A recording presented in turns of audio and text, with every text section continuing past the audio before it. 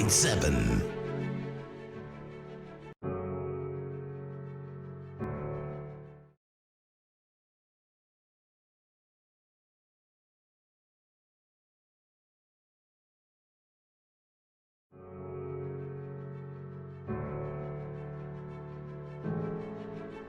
Super Hits Radio. Joy 99.7.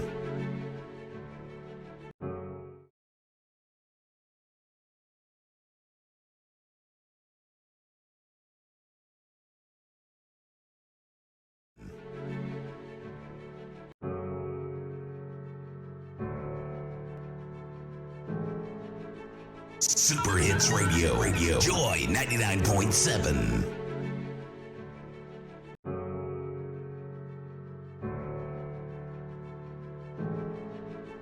Super Hits Radio. Joy 99.7.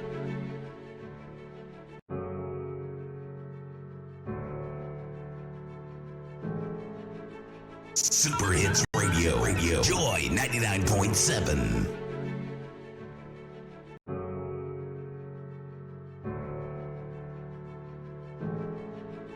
Super Hits Radio. Joy 99.7.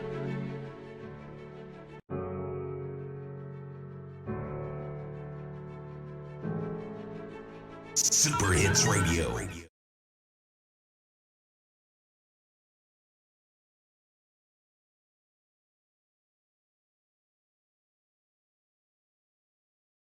Radio. Radio. Joy 99.7.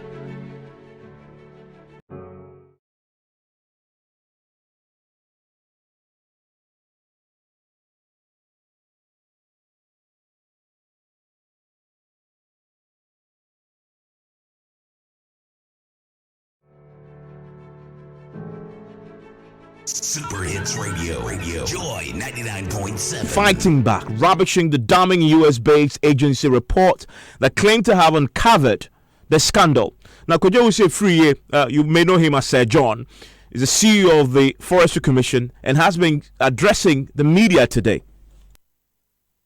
This report, I've carefully examined the report, and I always have a problem with it. Somebody says he did what undercover studies or whatever, and who did they contact at the Forestry Commission? None, nobody whatsoever. Somebody makes an allegation out there to say that, oh, if you go to Forestry Commission, you can do this, you can do that, and all of a sudden it becomes factual. I think that it is wrong, and I'm even surprised that while we are entertaining such bogus reportage, because the fact that somebody says, oh, I know Nana Dunsia, and that Dunsia takes, with respect, bribes in issuing CITES. He does not take bribes, because everybody who is in the trade knows Nana Dunsia as the person who issues CITES. Everybody knows him. So if you have somebody who makes the allegation, they do not take any steps to confront Nana Dunsia, either by giving him some bribes or giving him some inducement for him to say that, oh, we caught him on tape doing this and that. Somebody makes the allegation, all of a sudden it becomes the truth. God should help us. And I'm surprised that people who should know better have not interrogated that, and yet continues to go out there and then to talk about an EIA report, a report that is bogus and had no basis, no legs whatsoever. This report.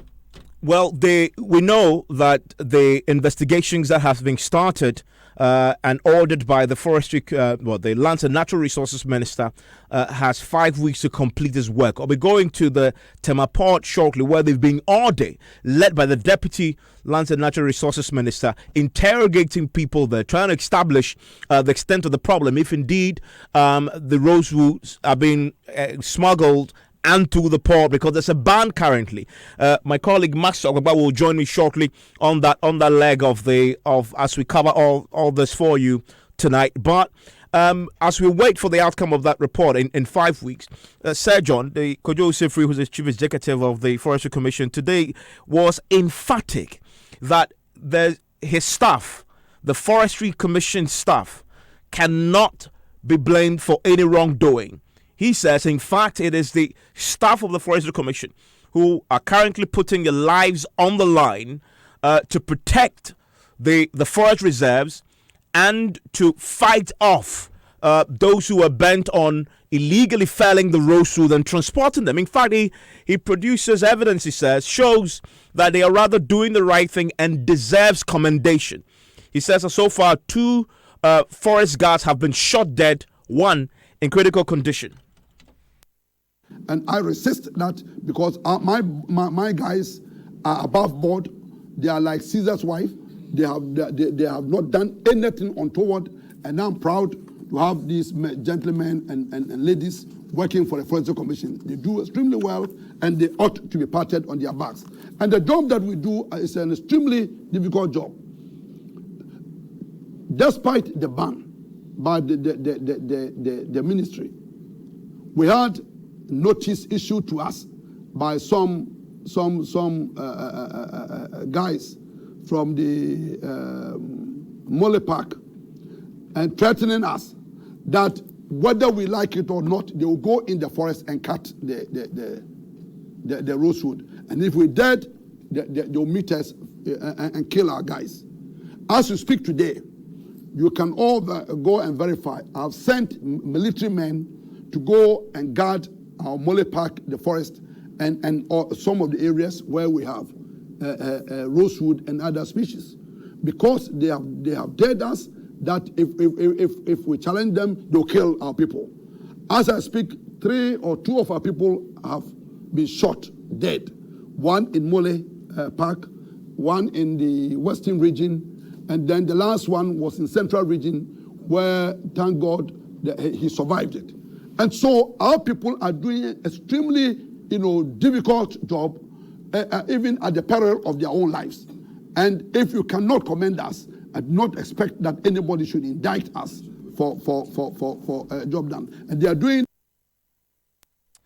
That's Kojo Owusu-Afriyie there. Now, this rosewood conversation has been one driven largely by the Member of Parliament for Busa South, Dr. Park, who in fact had raised this matter on the floor of Parliament because his constituency is host to such illegal felling of rosewood. He had already accused the Forestry Commission and alleged political complicity in the illegal felling and smuggling of the rosewood. Well, today at this press briefing, Kojo Owusu-Afriyie, the chief executive of the Forestry Commission, also claims that they have evidence to show that it is rather Dr. Park who had in the past engaged in the illegal felling of rosewood in his own constituency, and because he alleges that the current administration has detailed military men and officers who stop the practice there, he believes Dr. Park's onslaught is one of sour grapes and is simply bitter. Listen to him. And yet, in spite of that, Park and his people will not let go. I want to assure him that, and we also have it on record, that some of his people were into the rosewood business before the ban. And so it seems to me that he has a problem because he no longer can do it, the business, which is why he's all over the place speaking about rosewood. If he had nothing to talk about, let him go to bed and sleep, because I believe that his people are really angry with him. Again, the Parliamentary Select Committee of Parliament went to the 3 northern regions on the same allegations that APAC continued to flog about. They went there. I want to use this occasion to ask APAC, what is that report? Let him produce the Parliamentary Select report when they went around, what they saw and what they found. This report itself, this book here, this report itself, speaks about the fact that it is the local people themselves, and it is there, not Forestry Commission staff, the local people themselves who are engaged in felling the rosewood.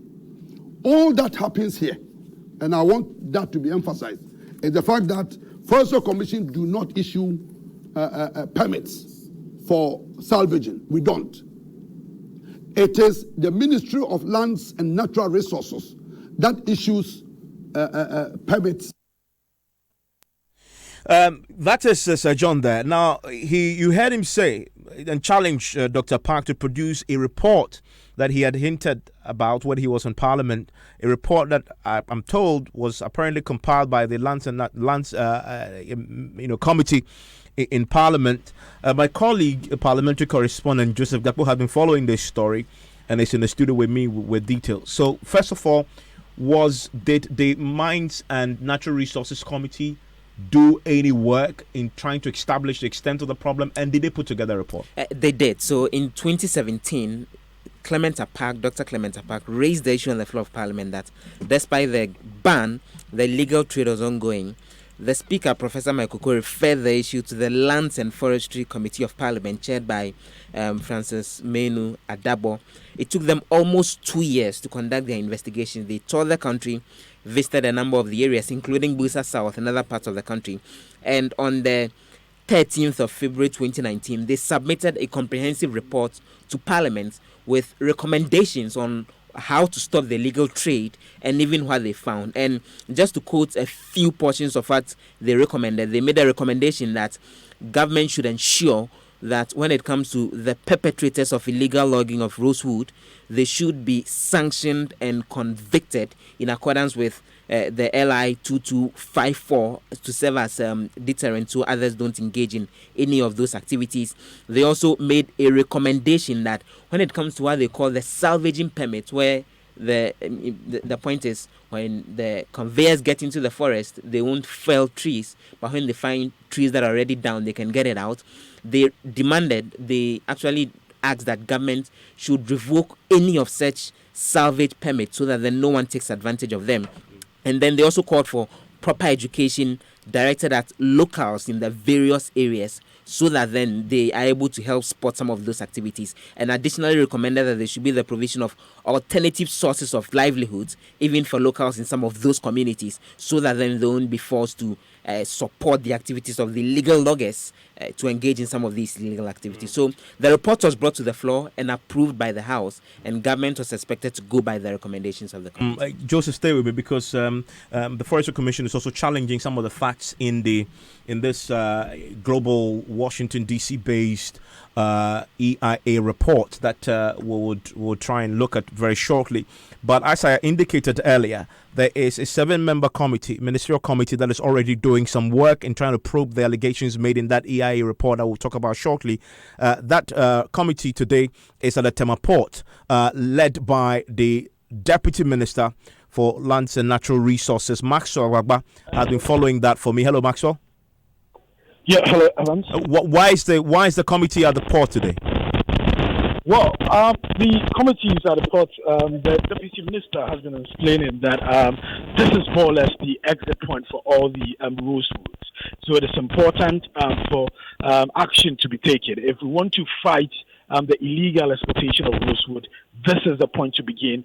This is the place where we have to seal all the loopholes, and that's why this place has been their first, port of call as part of the terms of reference that they have. So we've been here at the Tema Port, specifically at the Global Container Terminal. And we're still here, actually. The committee members want to learn at first hand the processes wood brought here go through before they are exported. Some minutes ago, the committee members picked at random a container, and they asked the officials here to open it for inspection. Earlier, they had a meeting with personnel of the Forestry Commission.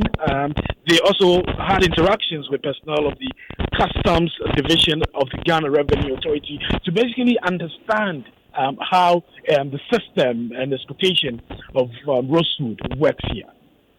And I know you've been interacting with the Deputy Minister who's leading this. What's your own expectation in terms of when this process ends? How long is it going to take? And is there a desire to prosecute people who are maybe found guilty at the end of the process? Well, we are told that the committee has been given 5 weeks to finish its work, and what we've seen here is that from the Tema port. We understand that they will be later be going to the north also to see how the felling of the trees, how people are actually felling the trees and then bringing them down here for exportation. Earlier, we asked him whether they will be recommending persons found culpable for prosecution. The deputy minister, who is the chairman of the committee, said they do not have prosecutorial powers, but they would recommend whoever is found culpable in the illegal exploitation of rosewood, they will be recommended for the prosecution of such persons. And talking about recommending prosecutions for such persons, there is in the EIA report allegations made that the illegal felling and smuggling of Ghana's most valuable tree is done with the complicity of government officials and political agents. He's been responding to that. Yes, Evans. In fact, he threw a challenge to the Environmental Investigation Agency that if they have names of government officials who are facilitating the rosewood trade, they should name them, mention them by names, because he says it is quite unfair for the EIA to brand public officials as government officials. He says those who are engaged in the trade now are corrupt public officials and not members of the incumbent government, Evans. Why didn't the EIA mention the names of those government officials? To me, it is hearsay. Yes, because if they had proof, then they should have mentioned the names of those officials. Yes. For instance, where we've come, the people working here, are they government officials? But they will brand everybody who is in the public system as a government official. And is that right? This government will go, another government will come. But these public officials will always be there. So why do you brand them all and make them all look as if they are part of the current government system? I don't believe that there are government officials who are deeply involved. If they are, we want them to mention them so that it will help us to do our work.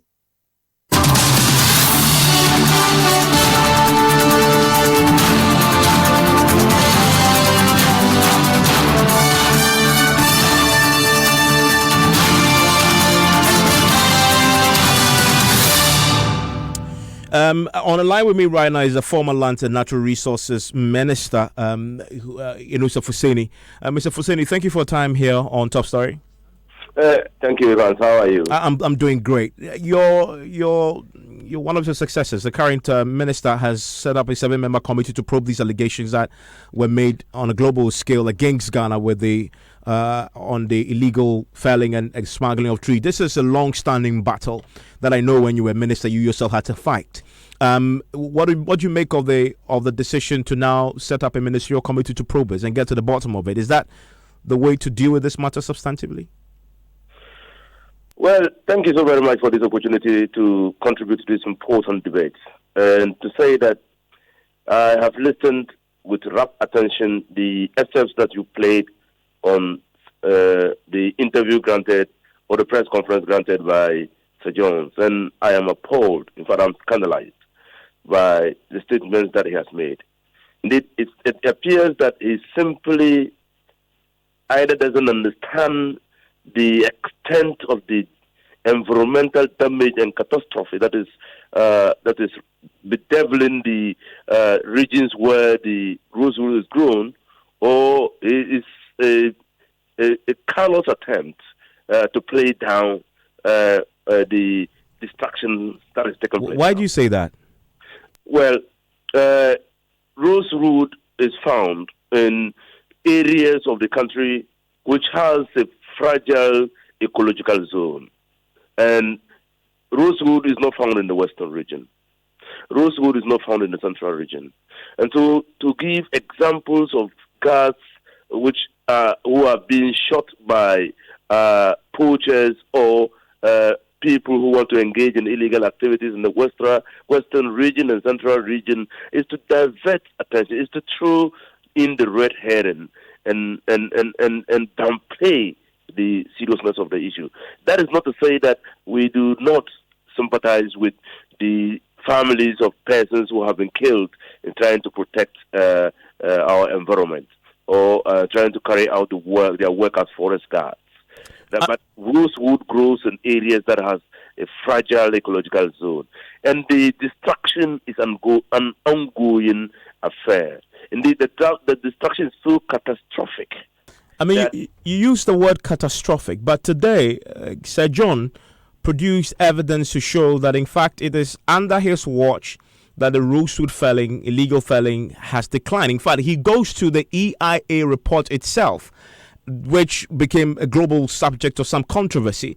On page 2 of that report, they produce a graph that tracks the trend in Ghana of the legal felling from 2011 to 2017. And if we look at that graph, it shows you that it was in 2014, and I dare say that was a period where, of course, not dare say, your government was in power, that the felling reached its peak. If you look at the graph, it shows that since 2016 to 2017, it's on a significant downward trend. His point is that is evidence that their approach is working, and yours didn't. In 2014, when the harvesting of rosewood reached its peak, government took a decision to ban it. And I was privileged to have met some of the committee members, some of the 7-member committee, some members of the 7-member committee set up by the minister, and they had confirmed to me informally that, in fact, what is happening is really mind-boggling. But the ban was announced in 2012, Mr. Nusaf Hussaini. The first ban was in 2012, not 2014. I'm just saying that the first ban was announced in 2012. Yes, but it was post that first ban that it so rose to its peak in 2014. So the ban didn't work. That's the point that Sir John was making to you. No. The first ban was imposed in 2012. Yes. Then, but in 2014, it reached its peak nonetheless. What I'm saying is that then in 2014, rosewood harvesting and exportation was still continuing. Then the ban was imposed, and this ban, it was reimposed, and this ban was comprehensive. That nobody was allowed to export rosewood from this country. The ports were shut to the persons who harvested rosewood. And so, at that time, if you went into the bush, you will find rosewood that has been cut, but which could not be taken away because there was now no avenue to send out rosewood. And that's why it started dropping. Because you could not now send rosewood out. And people had devised a means of coming either to the Ministry of Lands and Natural Resources or the Forestry Commission to ask for salvage permits. That salvage permits are permits that are given for persons to salvage trees in areas that construction is taking place. And the salvage permits never ended. Rosewood, they use that salvage permit or those salvage permits for the purposes of further harvesting. And that was why a comprehensive ban was put. And that is why it started dropping. And so you must understand that. No, but even that, I'm just looking at the graph here. It started dropping, yes, after 2014, after it hit its peak. It dropped to its lowest in 2015. And guess what? 2015 to 2016, it went up again sharply before it started dropping again in 2017. And so clearly, it still raises questions there about the efficacy of the approach that you adopted compared to what, and this is a comparison of the approaches. His approach, he says, and the graph backs him up, it seems to be the one that works more. What I am saying and what we are all discussing is the EIA report. Which is the same report that catalogs that trend. Even before the EIA report was produced, I granted an interview to one of your correspondents, William Parker, and I said that the harvesting of rosewood was still continuing because of the relaxation of the ban, because an opportunity had been given to people to export rosewood through our ports. When I met a member of the committee set up, I said, look, if you want to succeed in the fight, close the export channel, close exportation of rosewood through our ports. So, yes, it's harvesting. Yes, the destruction is going on, but we need to confront the issue and not poo-poo the issue. The issue is so damaging to the harvesting of rosewood is so damaging to the environment that you don't have to poo-poo it. In any case, the EIA report was an undercover report which raised serious issues about the wanton destruction of the forest through the harvesting of rosewood. It is in the interest of any governmental institution to understand the phenomenon and put in place corrective measures to deal with that. Do you back the probe then that has been started? Clearly, why wouldn't I back the probe? Why wouldn't I back the probe? Because it is important to understand exactly. And I invite Sir John Kujo Otu Afri to calm down and lend his support to the investigative probe to understand that phenomenon, that social phenomenon that is destroying our environment. Really. And the trees they are harvesting are part within the mandate of the Forestry Commission to protect those trees. If a report has been produced which is pointing clearly to a direction that some destruction of trees is going on, which has the potential of affecting the environment, and this is going on illegally, it is important of this governmental institution, especially the Forestry Commission, to understand exactly what is happening. I'm grateful that you joined us, Yunusuf Hussaini, former Lands and Natural Resources Minister. Well, at this press conference also, Kujo Free took on some of the facts that the EIA report had put out. They had claimed that between the period that they did investigation, 6 million rosewood trees had been exported to China. He says that cannot be factual. Again, we have put up a record out there to show that indeed there's no truth whatsoever in the saying that 6 million trees have been cut and exported. There's no truth whatsoever in that. Indeed, the whole of the trees in Ghana, including rosewood and others, I'm not even sure we can talk about 6 million, let alone rosewood. And rosewood, the three northern regions, Brungahafo and Volta region, you're talking about it's less than 300,000 trees, if you want to put it that way, that have been harvested. And there are records there to indicate that indeed you cannot even talk about 500,000, let alone 6 million. It is not true, and we want the world to understand that. Well, as you just speak, the EIA, they have issued a statement from Washington, D.C. in the wake of the latest developments.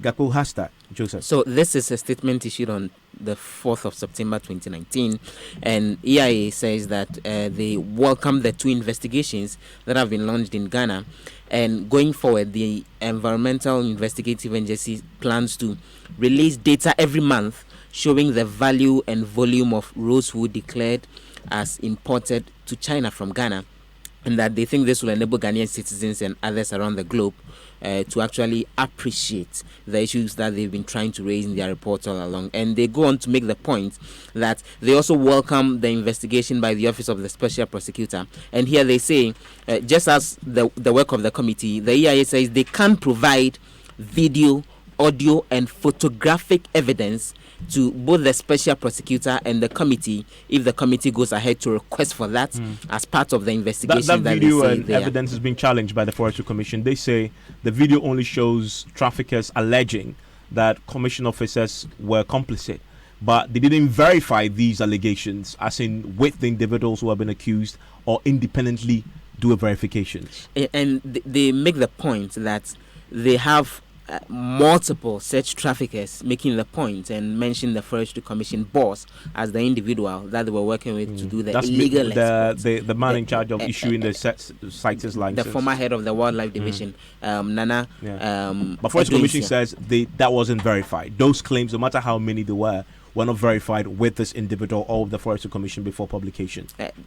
But they say they are willing and ready to provide the videos, the audios, and the additional evidence that they have in order to allow for the committee and the special prosecutor to really get to the bottom of it. Okay, Joseph, thank you very much. We are waiting for a press conference by the Ministerial Committee that has been at the port today. We also speak to the EIE from Washington, D.C. Want to join us here on Newsnight for that in a short while. This is Top Story Newsnight. Starts right now.